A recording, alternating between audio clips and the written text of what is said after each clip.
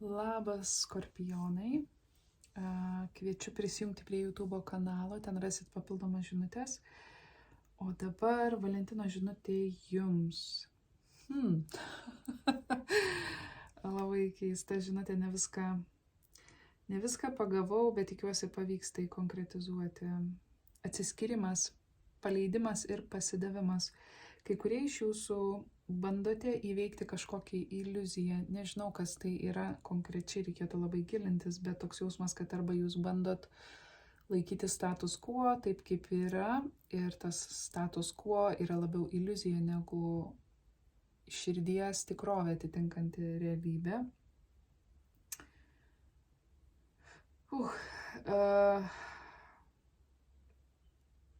Yra kažkas konkretaus, į ką jums patariama investuoti. Labai aiški partnerystė gali būti, kad ta partnerystė atsirado visai nesenai, aš matau spalį,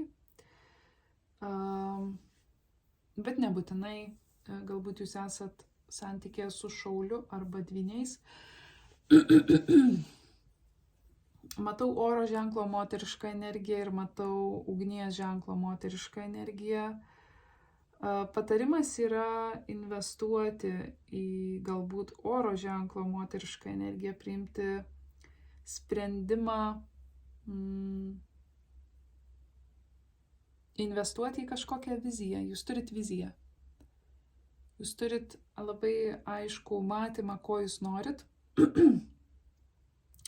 Kai kuriems galbūt yra patarimas brėžti ribas ugnies ženklui, nes tai gali būti žmogus, kuris bando jūs pavergti savo šarmu. Jo, labai ryškiai matosi nauja partnerystė, kuri yra verta jūsų investicijų.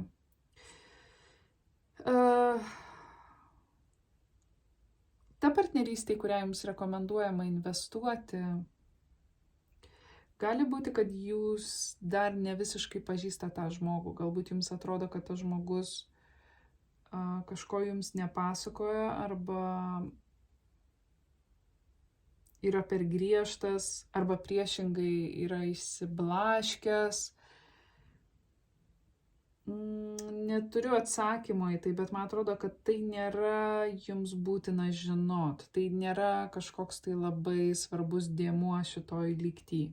Tai, kad tas žmogus yra perdėtai vienoks ar kitoks. Esmė yra ta, kad jūs turit kažką paleisti.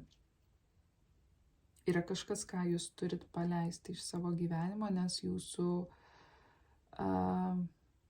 sudėtinga atrasti balansą, aš matau. Arba tai yra žmogus, su kuriuo jūs jau sudėtingai atrandat balansą, jūs išaugat į skirtingas pusės, arba tai yra karjeros kelias, darbas, jūsų siekiai kažkokie, ar ne? Jo. Tikiuosi, tai buvo naudinga. Ramybės balanso. Ate.